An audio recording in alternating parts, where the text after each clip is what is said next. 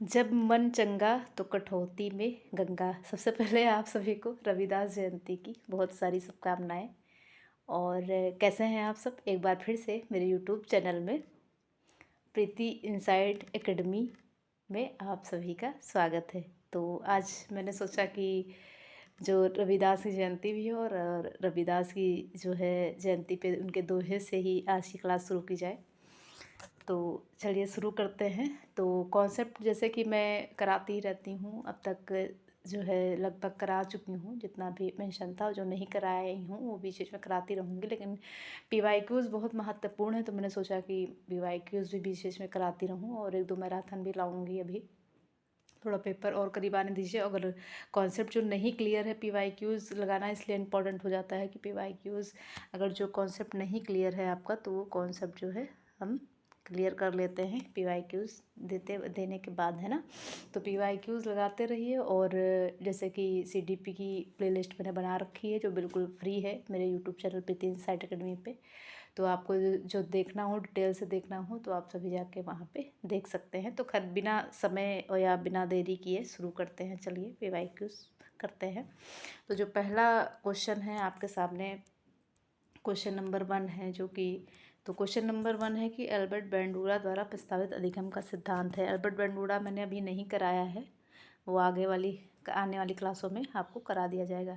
तो option A है शास्त्रीय अनुबंधन, ऑप्शन बी है संज्ञानात्मक सिद्धांत, और ऑप्शन सी है अंतर्दृष्टि अधिगम, और ऑप्शन डी है सामाजिक अधिगम सिद्धांत। तो जैसे कि आपको पता चल ही क्या होगा ऑप्शन से, और आप कमेंट में इसका आंसर देते रहिएगा इन सभी का, और मैं अभी आपको बता दे रही हूँ फिलहाल। तो यहाँ पे जो ऑप्शन होगा वो ऑप्शन डी होगा। सोशल लर्निंग थ्योरी इन्होंने दी थी, और सोशल लर्निंग थ्योरी जो कि बहुत ही महत्वपूर्ण होती है और बहुत ही महत्वपूर्ण है भी, तो इसको हम डिटेल में करेंगे आने वाली क्लासों में।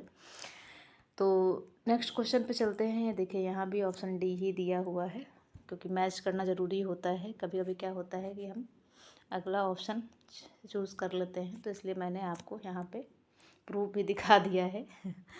तो खैर क्वेश्चन नंबर 2 जो है यहाँ पे वो है रेमंड कैटल के द्वारा कितने व्यक्तित्व कारक प्रस्तावित किए गए हैं। तो यहाँ रेमंड कैटल के द्वारा जो व्यक्तित्व कारक प्रस्तावित किए गए हैं उनके बारे में पूछा गया है।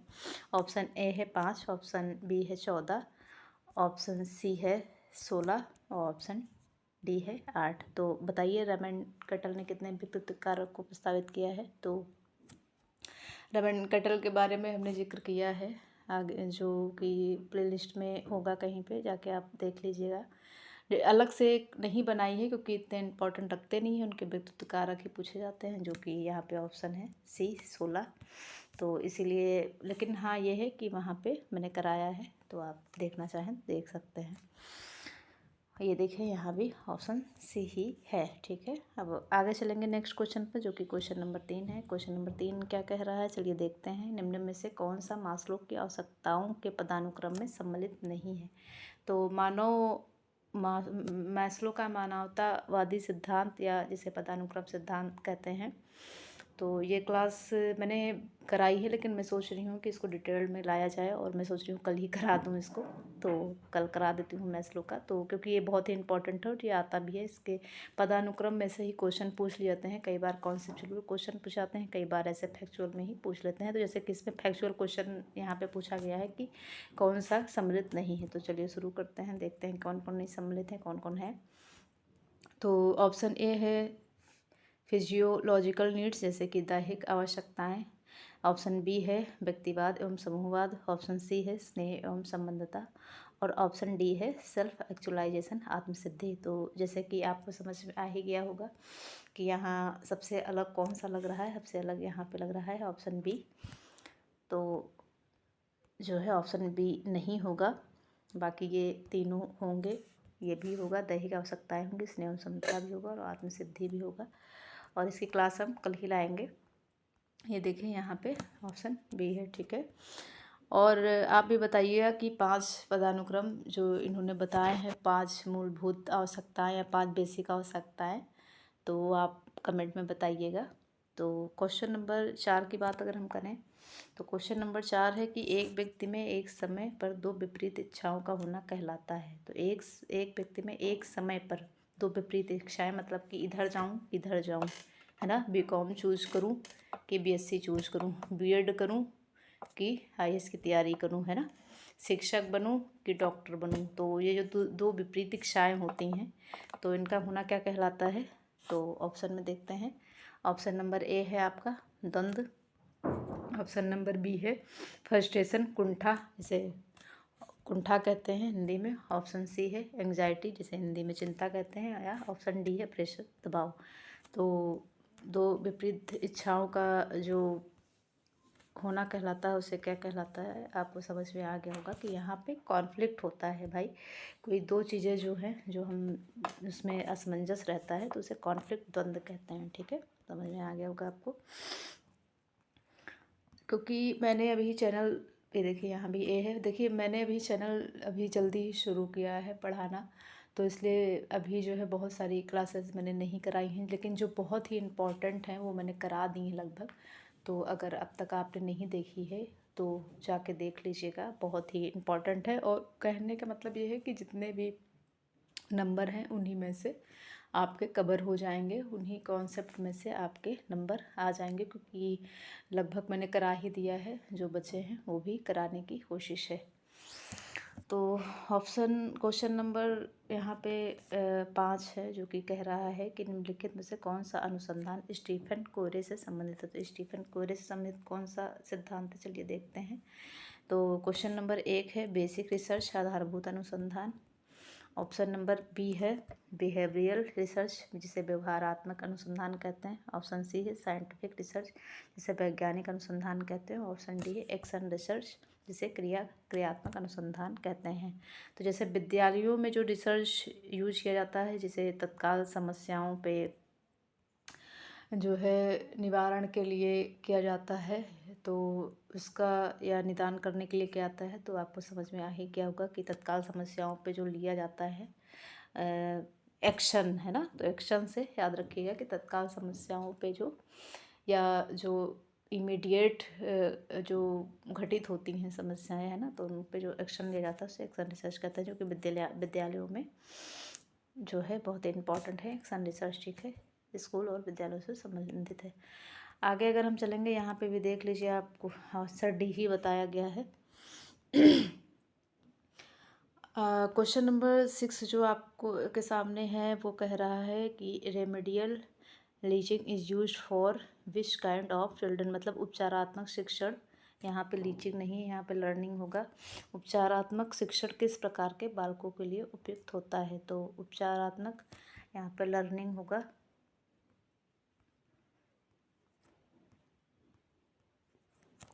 तो रेमेडियल लर्निंग जो है, remedial learning is used for which kind of children, उपचारात्मक शिक्षण किस प्रकार के बालकों के लिए उपयुक्त होगा।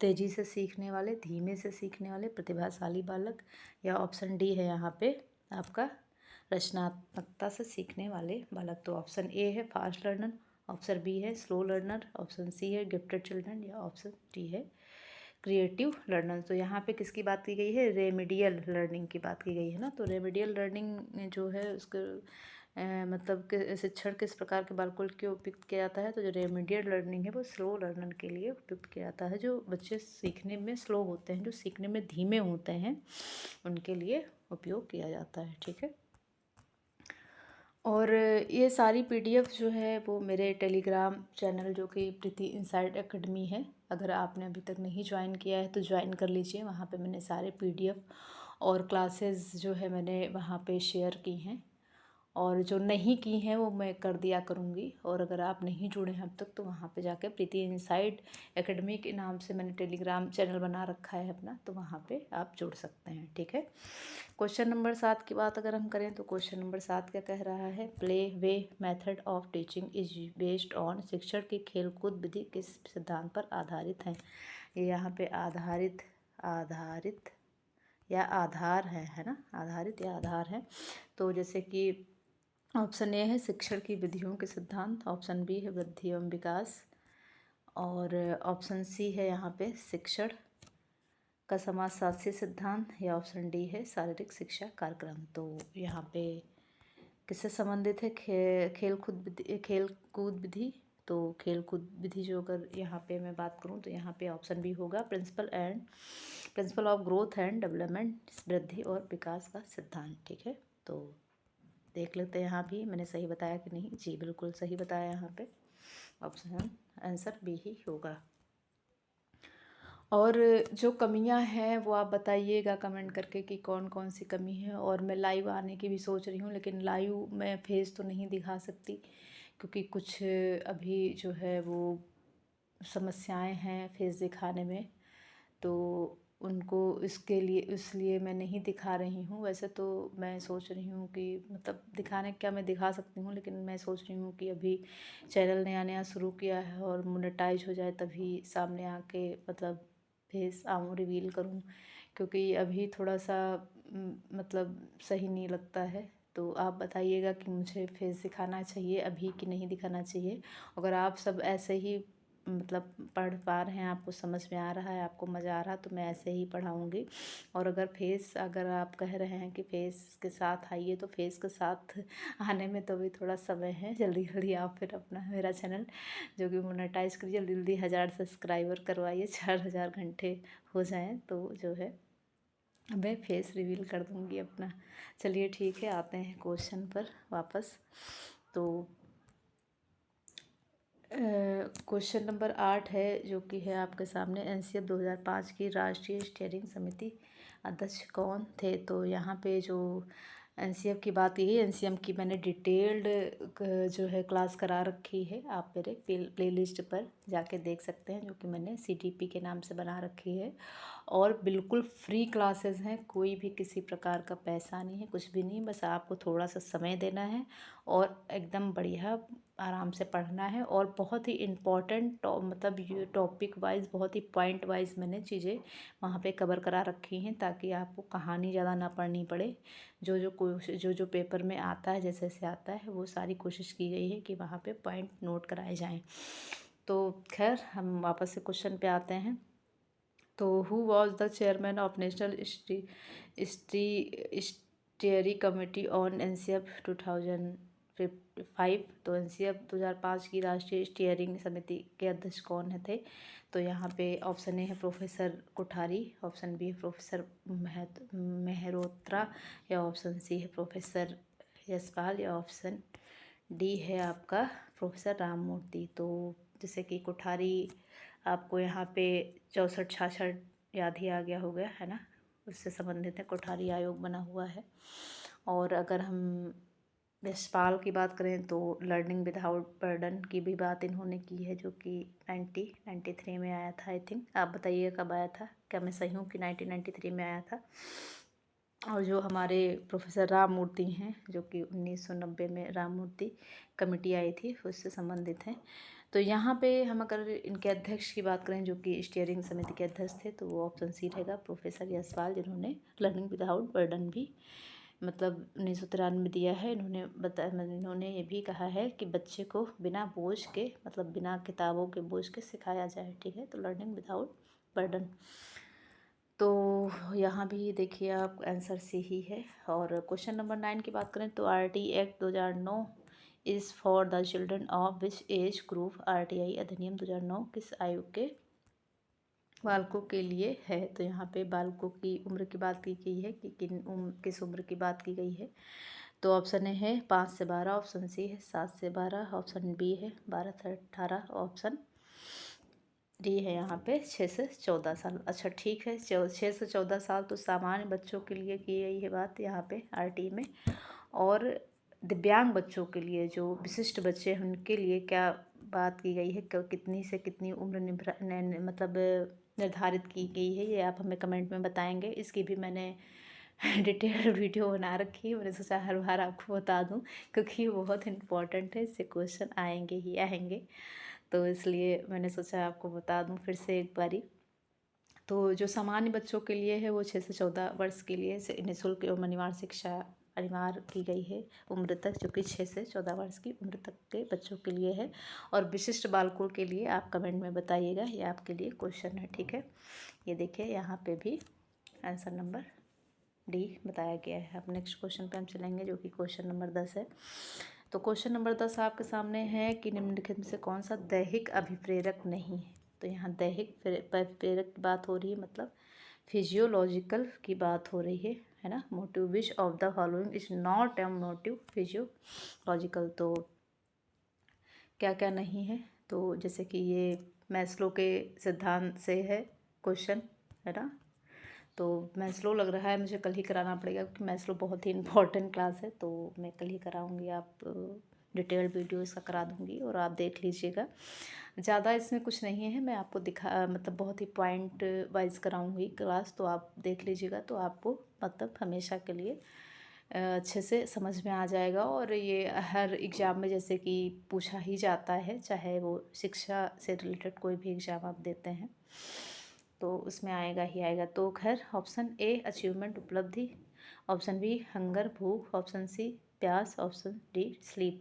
तो यहाँ पे क्या पूछा गया है, एक बार हम फिर से क्वेश्चन पे चलेंगे। तो क्वेश्चन में पूछा गया है कि दैहिक अभिप्रेरक नहीं है, मतलब कहने का मतलब फिजियोलॉजिकल से संबंधित नहीं है, शारीरिक रूप से संबंधित नहीं है। तो ऑप्शन जो है आपके सामने इतने थे, तो आपको समझ में आ गया होगा कि भूख तो है भाई, है ना। भूख ही शरीर से, भूख से ही हम खाना खा के ही एनर्जी गेन करके ही हमारा शरीर जो है ग्रोथ करता है, हमारा शरीर जो है मूव करता है ना, तो ये तो मोटिव होएगा ही। थर्स्ट यहाँ पे हो गई प्यास, प्यास भी ज़रूरी है भाई शरीर के लिए ना, क्योंकि जैसे कि शरीर में 70% पानी ही होता है ना। स्लीप, नींद भी ज़रूरी है, अगर नींद आप नहीं लेंगे तो आप मानसिक रूप से जो है परेशान रहेंगे, बीमार रहेंगे, आपके अंदर एनर्जी नहीं रहेगी, है ना, दिमाग नहीं काम करेगा। तो दिमाग को चार्ज करने के लिए नींद भी ज़रूरी होती। तो यहाँ पे जो अचीवमेंट है आपकी उपलब्धि, उपलब्धि जो है शारीरिक रूप से इतनी महत्व नहीं है, महत्व नहीं ही रखती है, कहने का मतलब है उपलब्धि तो एक अचीवमेंट हो जाती है, जो आप समाज में या अपने लिए या अपने परिवार के लिए कुछ ना कुछ अचीव करते हैं, है ना। तो ये नहीं आएगा। तो यहाँ पे भी आंसर आपके सामने ए ही है, तो मैंने कुछ अलग नहीं बताया है। खैर तो मजाक की बात हो गई। तो क्वेश्चन नंबर 11 की हो गई अगर बात करूँ, तो शिक्षण अधिगम का मनोवैज्ञानिक आधार किस पर निर्भर करता है। तो the psychological basis of teaching learning depends on, शिक्षण अधिगम का मनोवैज्ञानिक आधार किस पर निर्भर करता है। तो यहाँ पे जो आपके सामने ऑप्शन है, ऑप्शन ए टीचिंग स्टाइल अध्यापन शैली से, ऑप्शन बी है कोर्स कंटेंट विषय वस्तु से, और आपका जो है ऑप्शन सी है लैंग्वेज भाषा से, ऑप्शन डी है सोशियो इकोनॉमिक स्टेटस सामाजिक आर्थिक स्तर। तो आप बताइएगा यहाँ पे कि इसका क्या जो है मनोवैज्ञानिक आधार किस पर निर्भर करता है। तो चलिए हम देखते हैं। यहाँ पे क्वेश्चन का आंसर होगा, वो होगा अध्यापन शैली, है ना, क्योंकि टीचिंग स्टाइल जो है वो बहुत ही ज़्यादा इम्पोर्टेंट हो जाता है। शिक्षण अधिगम का मनोवैज्ञानिक आधार किस पर निर्भर करता, तो जो शिक्षण अधिगम का मनोवैज्ञानिक साइकोलॉजिकल जो आधार होता है वो मतलब शिक्षण अधिगम का उस पर निर्भर करता है टीचिंग स्टाइल पे, क्योंकि टीचिंग स्टाइल बहुत ही महत्वपूर्ण होता है। आप एक बच्चे को समझ पाएंगे उसी के हिसाब से, तभी आप एक शिक्षण या जो है उसको शिक्षा दे पाएंगे, या शिक्षण के मतलब कैसे उसको सिखाना है ना। तो टीचिंग स्टाइल बहुत महत्वपूर्ण है। अगर आपका टीचिंग स्टाइल रूट हुआ और कोई बच्चा बहुत ही ज़्यादा सेंसिटिव हुआ तो फिर उसमें दिक्कत आ जाएगी। तो इसलिए जो है मनोवैज्ञानिक जो आधार हो बहुत ही ज़्यादा टीचिंग स्टाइल पर निर्भर करता है, जो कि महत्वपूर्ण है, ठीक है। और यही एक जो है कह सकते हैं कि आवश्यकता होती है सीटीपी को पढ़ाने के लिए, अगर आप शिक्षक बनने जाते हैं, ताकि बालक कैसे कैसे होते हैं और कैसे कैसे बालों को सिखाना चाहिए, और कौन कौन सी समस्याएं आती हैं, कौन कौन सी चीज़ें प्रभाव करती हैं ना, प्रभाव डालती हैं। तो इसीलिए सीडीपी जो है वो मोस्ट इम्पॉर्टेंट हो जाता है अगर आप शिक्षक बनने जाते हैं तो। खैर यहाँ पे भी ऑप्शन ए ही बता रहा है आपके सामने। अब हम चलेंगे नेक्स्ट क्वेश्चन पे, जो कि क्वेश्चन नंबर 12 है। तो according to RTE right to education act 2009 the pupil teacher ratio for primary school should be. तो RTE अधिनियम 2009 के अनुसार प्राथमिक विद्यालयों के लिए विद्यार्थी अध्यापक अनुपात होना चाहिए। तो यहाँ पे विद्यार्थी मतलब अध्यापक अनुपात पूछा गया है, कहने का मतलब है स्टूडेंट टीचर रेशियो पूछा गया है। तो चलिए देखते हैं। तो जो ऑप्शन ए है वो है कि 25 बच्चों पे एक शिक्षक होना चाहिए, वही ऑप्शन बी हो जाएगा, यहाँ पे ऑप्शन सी हो जाएगा। तो ऑप्शन बी कह रहा है कि एक शिक्षक जो है वो 40 बच्चों पे होना चाहिए, वही ऑप्शन सी कह रहा है कि 35 बच्चों पे एक शिक्षक होना चाहिए, वही ऑप्शन डी कह रहा है कि 30 बच्चों पे एक शिक्षक होना चाहिए, जो कि प्राइमरी की बात हो रही है यहाँ पे, ठीक है, प्राइमरी लेवल पे बात हो रही है। तो आरटीई की मैंने डिटेल्ड क्लास बना रखी है और उसमें ये सभी चीज़ें मैंने पॉइंट नोट की हैं। तो आप अगर नहीं देखे हैं तो जाके सीडीपी की प्लेलिस्ट पे जाके देख सकते हैं, अभी भी लेट नहीं हुआ है, ठीक है, क्योंकि ये टॉपिक आप छोड़ के नहीं जा सकते हैं। ये आपको हर सब्जेक्ट में किसी न किसी तरीके से क्वेश्चन मिल ही जाएगा, ठीक है, तो मिस मत करिएगा। तो यहाँ पे जो ऑप्शन है वो हो जाएगा 30 बच्चों पे एक शिक्षक की बात यहाँ की गई है, ठीक है। चलिए देखते हैं आगे। ये देखिए यहाँ भी आंसर डी ही दिया गया है। अब अगर हम आगे की बात करें तो है अगला क्वेश्चन है क्वेश्चन नंबर 30, जो कि बात करता है मध्यावधि परीक्षा एक उदाहरण है। Mid term exam is an example of. तो क्या एग्जाम्पल है भाई, देखते हैं। क्वेश्चन ऑप्शन नंबर ए है क्रिएटिव असेसमेंट, रचनात्मक मूल्यांकन। ऑप्शन बी है नॉर्म रेफरेंस टेस्ट या असेसमेंट, मानदंड संदर्भित मूल्यांकन का। ऑप्शन सी है समेटिव असेसमेंट या ऑप्शन डी है डायग्नोस्टिक असेसमेंट। तो यहाँ पे क्वेश्चन जो है पूछ रहा है mid term exam is an example, मतलब मध्यावधि परीक्षा का एक उदाहरण है। तो क्या उदाहरण का होगा आंसर नंबर, जो ऑप्शन नंबर सी, योगात्मक मूल्यांकन, ठीक है। तो योगात्मक मूल्यांकन जो है यहाँ पे समेटिव असेसमेंट होगा, जो कि मध्यावधि है ना, मध्यावधि की बात की गई है। तो जैसे कि मैंने मापन एवं मूल्यांकन की क्लास अभी परसों ही कराई है और ये भी बहुत ही महत्वपूर्ण है, क्योंकि इसमें से क्वेश्चन आते ही आते हैं, फॉर्मेटिव, समेटिव और क्रिएटिव और है ना, वो मैंने सारा उसमें कराया है बहुत ही अच्छे से एग्जाम्पल के साथ। तो अगर आपने नहीं देखी तो आगे जाके देख लीजिएगा आप। तो यहाँ पे जो ऑप्शन है मैंने बता ही दिया कि समेटिव होगा, है ना, समेटिव। तो समेटिव असेसमेंट यहाँ पे होगा, ठीक है, ऑप्शन नंबर सी। तो क्वेश्चन नंबर 14 पे चलते हैं। तो क्वेश्चन नंबर 14 कह रहा है कि विच डिसीज इज हेरेडिटी, कौन सा रोग वंशानुगत है। तो वंशानुगत की बात की गई है, कौन सा है। तो ऑप्शन ए है ADHD, ऑप्शन बी है फेनिल कीटोन्यूरिया, ऑप्शन सी है पार्किंस और ऑप्शन डी है HIV/AIDS। तो ये जो है आपकी जो 21st डिसेबिलिटी हैं, या माफ़ करिएगा 21st डिसीज़ है, उनकी बात की गई है। और एक दिन डिसीज़ की भी मैं क्लास लाऊंगी आपके सामने। तो इसमें से कौन सा वंशानुगत रोग है, मतलब जो अगर माँ बाप में है तो बच्चों में भी होने की संभावना है, उसकी बात की गई है। तो चलिए देखते हैं कौन सा है। तो यहाँ पे जो ऑप्शन नंबर बी है वो है आपका, जो कि अगर माता पिता को होता है तो बच्चे को भी हो सकता है, जो है फेनिल कीटोन्यूरिया, ठीक है। आगे हम अगर बात करेंगे, यहाँ पे भी देखिए वही ऑप्शन दे रखा है। आगे क्वेश्चन पे हम चलेंगे। तो क्वेश्चन नंबर 15 आपके सामने है, जो कह रहा है कि निम्नलिखित में से कौन सा बुद्धि का निष्पादन परीक्षण है। तो which of the following is a performance test of intelligence. तो देखते हैं ऑप्शन कौन कौन से हैं। तो ऑप्शन ए है भाटिया बैटरी, ऑप्शन बी है रोसा परीक्षण, ऑप्शन सी है वैस WAIS, ऑप्शन डी है रेवन का SPM। तो यहाँ पे देखते हैं कि कौन सा ऑप्शन है जो कि बुद्धि का निष्पादन परीक्षण है। तो यहाँ पे जो है वो भाटिया बैटरी परीक्षण है, ठीक है। ये देखिए यहाँ भी ऑप्शन दिया गया है। तो अब क्वेश्चन नंबर 16 है, जो कि काफ़ी बड़ा है। तो पहले हम अंग्रेजी में पढ़ेंगे, फिर हम हिंदी में पढ़ेंगे। तो human development goes on for a life time, all of two people are not equal, but the order of development remains same in normal children. Which principle of development does this statement pointed? तो हिंदी में समझेंगे इसको हम कि क्या question कह रहा है कि मानव विकास आजीवन चलता रहता है। यदि दो व्यक्ति बराबर नहीं होते किंतु सभी सामान्य बालकों में विकास का क्रम एक सा रहता है, यह कथन विकास के किस सिद्धांत की ओर संकेत करता है। तो विकास के किस सिद्धांत की ओर संकेत करता है, बात करते हैं।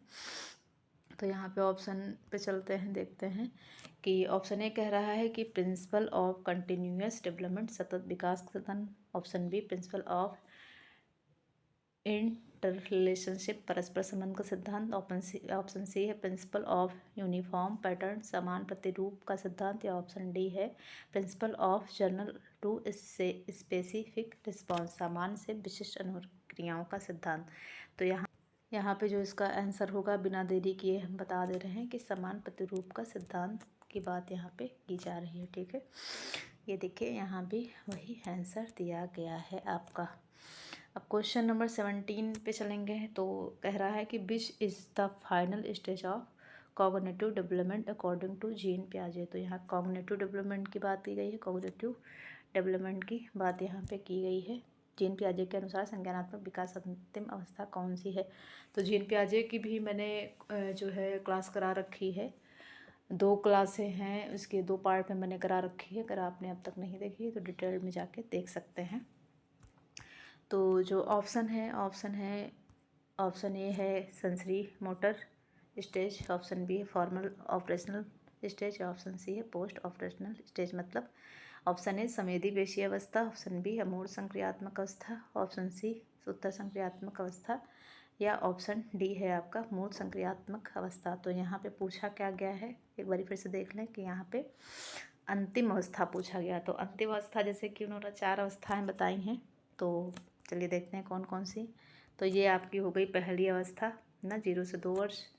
ये हो गई आपकी फॉर्मल ऑपरेशन, इसको हम बाद में देखेंगे। फिर हो गई आपकी उत्तर संक्रियात्मक, मतलब प्री ऑप्शनल या पोस्ट ऑपरेशनल, जो कि हो गई दूसरी आपकी। ये हो गई आपकी तीसरी अवस्था। ठीक है, तो अब हमारे पास ऑप्शन में क्या बचा, जो कि चौथी अवस्था और 4 अवस्थाएं बताई हैं। तो ऑप्शन बी यहाँ पे। ऐसे भी क्वेश्चन आप निकाल सकते हैं, लेकिन अगर आपने इसको पढ़ा होगा तो, क्योंकि जीन पियाजे बहुत ही इंपॉर्टेंट हैं, जैसे कि CDP में सभी इंपॉर्टेंट हैं, लेकिन कुछ लोग हैं जो बहुत ही इंपॉर्टेंट होते हैं, उनमें से ये एक है जीन पियाजे। आपको हर जगह देखने को कहीं ना कहीं ज़रूर मिल जाएंगे। इससे क्वेश्चन को कभी कभी 4 से 5 क्वेश्चन पूछ लिए जाते हैं। तो फॉर्मल ऑपरेशनल स्टेज है जो कि किशोरावस्था के दौरान होती है, इसमें अमूर्त चिंतन शुरू हो जाता है। और अगर डिटेल्ड वीडियो देखनी है तो आप मेरे प्लेलिस्ट पे जा सकते हैं। अब अगर हम ये देखिए, यहाँ भी यही बताया गया है, फॉर्मल स्टेज जो कि अंतिम अवस्था है। क्वेश्चन नंबर 18 की बात करें तो द फादर ऑफ जेनेटिक्स इस, तो जेनेटिक्स फादर कौन से हैं, आनुवंशिकी के जनक हैं, कौन कौन से हैं। चलिए ऑप्शन देखते हैं पहले कौन कौन से नहीं हैं, ऑप्शन में कौन कौन से हैं। तो ऑप्शन ए है ग्रेगर मेंडल, ऑप्शन बी है Thomas Hunt Morgan, option C है जेम्स वाटसन, या ऑप्शन डी है चार्ल्स डार्विन। तो यहाँ पे चलिए देख, तो जैसे कि आपको समझ में आ ही गया होगा कि यहाँ आनुवंशिक के जनक कहे गए हैं, इसको हम कहीं ना कहीं बचपन में साइंस में पढ़ ही लेते हैं। और यहाँ पे है तो जो कि ग्रेगर मेंडल जी हैं आपके, इन्होंने मटर पे जो है वो किया था प्रयोग, है ना, मटर की जाति पे प्रयोग किया था। कि आप बताइएगा कि कौन कौन सी क्या क्या प्रयोग हुए थे, इन्होंने कौन कौन से किए थे, तो कमेंट में बताइएगा। तो इन्होंने मटर पे प्रयोग किया था और वो इसी से आनुवंशिक की क्या निकाला था, और इन्हें आनुवंशिकी के जनक कहा जाता है। ठीक है, ये देखिए यहाँ भी ऑप्शन ए ही दिया है। अब अगर हम क्वेश्चन 19 की बात करेंगे तो क्वेश्चन 19 है जो कह रहा है कि was who propounded the psycho analytical the of personality, व्यक्तित्व का विश्लेषणात्मक सिद्धांत के प्रतिपादित किया है। माफ़ करिएगा, व्यक्तित्व का मनोविश्लेषणात्मक सिद्धांत को प्रतिपादित किया है, को हुआ यहाँ पे कि नहीं होगा, को प्रतिपादित किया है। तो किसने किया है, अब्राहम मैस्लो ने, ऑप्शन ए। ऑप्शन बी है सिगमंड फ्रायड, ऑप्शन सी है कार्ल रोजर्स, ऑप्शन डी है जीन पियाजे। तो बिना देरी किए हम यहाँ चलते हैं ऑप्शन पे, जो कि है सिगमंड फ्रायड। सिगमंड फ्रायड जो कि पढ़ाना पड़ेगा आपको, लेकिन अभी मैंने इसको पढ़ाया हुआ है, तो अगर आपने नहीं देखा है तो आप देख लीजिएगा। मैंने डिटेल क्लास इसकी नहीं कराई है, लेकिन जितनी क्लासें की कराई हैं वो इसमें इतना है कि आपके क्वेश्चन अगर पूछा जाएगा तो आराम से आ जाएगा। बाकी डिटेल क्लास इसकी मैं करा दूँगी। जैसे कि मैंने बताया कि अभी मैंने जल्दी ही पढ़ाना शुरू किया है यूट्यूब पे, तो इसलिए अभी बहुत सारी क्लासेस हैं जो करानी है। लेकिन चूँकि अभी रीट परीक्षा पास में है, तो इसलिए मैं PYQs के थ्रू आपको ज़्यादा वो करा रही हूँ, और जो बहुत ही इम्पोर्टेंट है PYQs करा दे रही हूँ। उसके बाद मैं कोशिश करती हूँ कि डिटेल क्लास जो बहुत इंपॉर्टेंट है वो भी करा दूँ, क्योंकि समय ज़्यादा बचा नहीं है। उसके बाद आपसे आपका मैराथन मैं कराऊँगी आप लोगों के लिए, ताकि मैराथन से आपकी सारी समस्याओं का हल मिल जाए। कहने का मतलब है कि जितने नंबर आपको चाहिए उतने नंबर मिल जाए मैराथन से।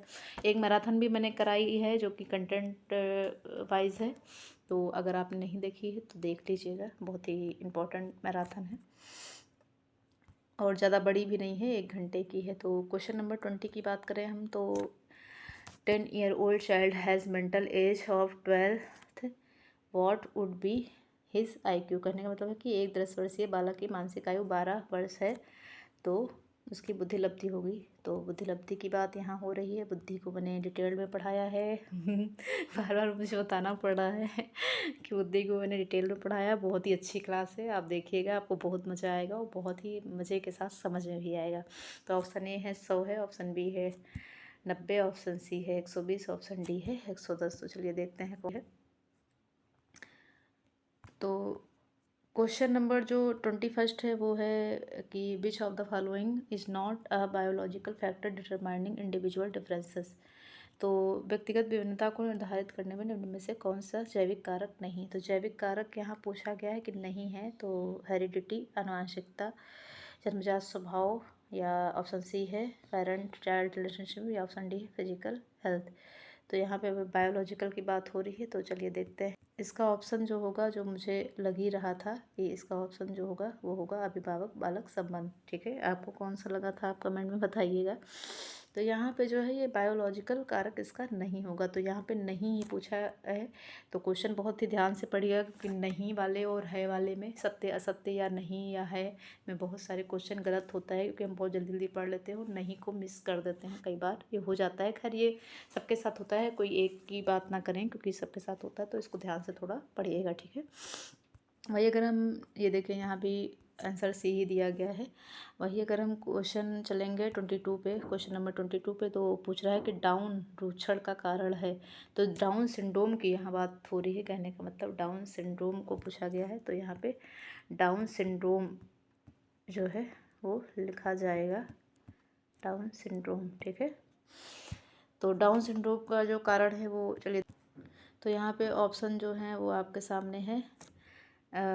त्रिगुण सूत्र 20, त्रिगुण सूत्र 21, या XXY गुण सूत्र, या जो है आपका त्रिगुण सूत्र जो है वो 22 है। तो यहाँ पे अगर हम ऑप्शन की बात करें तो यहाँ पे हो जाएगा 21 गुण सूत्र।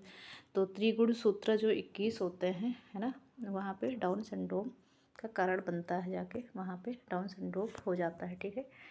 तो यहाँ पे भी ऑप्शन बी ही दिया गया है।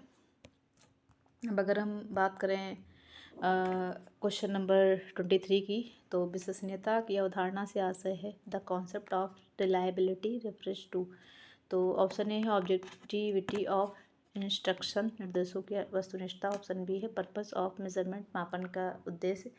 ऑप्शन सी है यहाँ पे कंसिस्टेंसी ऑफ स्कोर्स, प्राप्त अंकों की बराबरता। या option D uniformity of scoring, तो गणना की समरूपता। तो चलिए देखते हैं कि तो इसका जो ऑप्शन होगा वो होगा option C consistency of scores. मतलब पूछा भी गया है कि विश्वसनीयता की अवधारणा क्या है। तो जैसे कि रिलायबिलिटी जो होती है वो कंसिस्टेंसी ही मांगती है, तो आर सी से याद रखिएगा। और जो एक्यूरेशन होता है, या एक्यूरेट जो होता है, वैधता जिसे हम कहते हैं, एक्यूरेसी जिसे कहते हैं, माफ़ करिएगा फिर से लिख दे रहे हैं। जो यहाँ पे रिलायबिलिटी की बात हुई तो आर सी याद रखिएगा, आर सी से मतलब कंसिस्टेंसी। वही अगर हम बात करें वैधता की, तो वैधता जो एक्यूरेसी जो होती है, तो एक्यूरेसी जो होती है आपकी वो होती है, माफ़ करिएगा, यहाँ पे जो वैधता होती है वो एक्यूरेसी होती है, ठीक है। और जो रिलायबिलिटी है वो सी से याद रखिएगा, ठीक है। तो आगे चलते हैं। यहाँ पे भी देखिए आंसर सी ही बताया गया है, तो आंसर सी बताया गया है। तो क्वेश्चन नंबर जो 24 है, क्वेश्चन नंबर 24 है, जो कह रहा है कि which of the following is not an example of projective test. निम्नलिखित में से कौन सा प्रक्षेपीय परीक्षण का उदाहरण नहीं है। एक बार फिर से यहाँ पे नहीं पूछा गया है। तो ऑप्शन ए है टेट, ऑप्शन बी है SCT, ऑप्शन डी है ड्रॉ मैन, या ऑप्शन डी है आपका MMPI। तो यहाँ पे कौन सा नहीं है ये पूछा गया है, मतलब जो है प्रक्षेपीय परीक्षण का उदाहरण नहीं है। तो टेट है प्रक्षेपीय परीक्षण, आपका प्रोजेक्टिव टेस्ट है। SCT भी है, ड्रॉ ए मैन भी है, और जो नहीं है वो है आपका MMPI। ठीक है, तो चलिए ये देखिए यहाँ भी ऑप्शन डी ही दिया है। अब क्वेश्चन नंबर 25 की बात करेंगे, तो पूछ रहा है कि who propounded the theory of multiple intelligence. Okay, तो यहाँ पे बहुबुद्धि का सिद्धांत किसने प्रस्तावित किया। तो बहुबुद्धि सिद्धांत जो कि हार्वर्ड गार्डनर ने। ओहो माय गॉड, मैंने आंसर बता ही दिया एक्साइटेड ने। कोई बात नहीं, ये क्वेश्चन मेरी तरफ से रहा। तो जैसे कि बहुबुद्धि सिद्धांत जो कि हार्वर्ड गार्डनर ने दिया है, उसका भी मैंने डिटेल वीडियो बना रखा है, अगर नहीं देखा है तो आप देख लीजिएगा जाके, बहुत ही इंपॉर्टेंट है ये।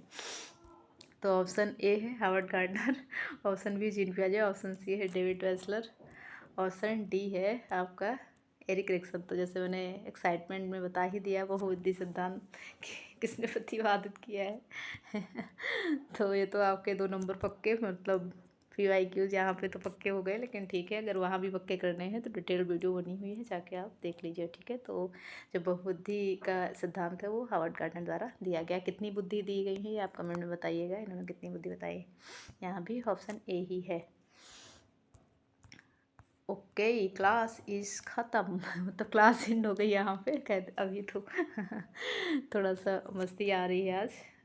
तो क्लास ख़त्म हो गई है। अगर आपको क्लास अच्छी लगी हो तो लाइक कमेंट शेयर सब्सक्राइब करिए। मिलते हैं नए टॉपिक के साथ, जो कि बताएंगे कि मतलब जो कल पढ़ाएंगे आपको पता चल ही जाएगा। और क्लास जो कि 6 बजे आएगी, क्योंकि अभी तक मेरी क्लास जो थी वो 1 बजे आती थी, और इस अब जो है मुझे 1 बजे समय नहीं रहता, मैं घर के बाहर होती हूँ, तो क्लास लेने में थोड़ा सा अभी समस्या होती है। आते आते मुझे 3 बज जाता है, तो इसीलिए मैं 6 बजे क्लास ले पाती हूँ। तो समय के लिए थोड़ा समय का शॉर्टेज है, इसके लिए मैं माफ़ी चाहूँगी।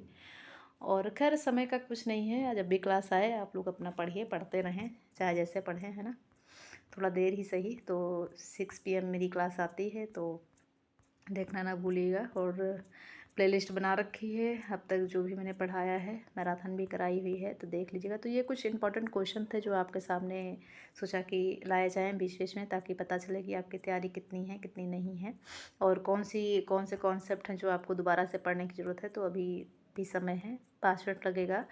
स्पीड बढ़ा के भी आप देख सकते हैं, है ना।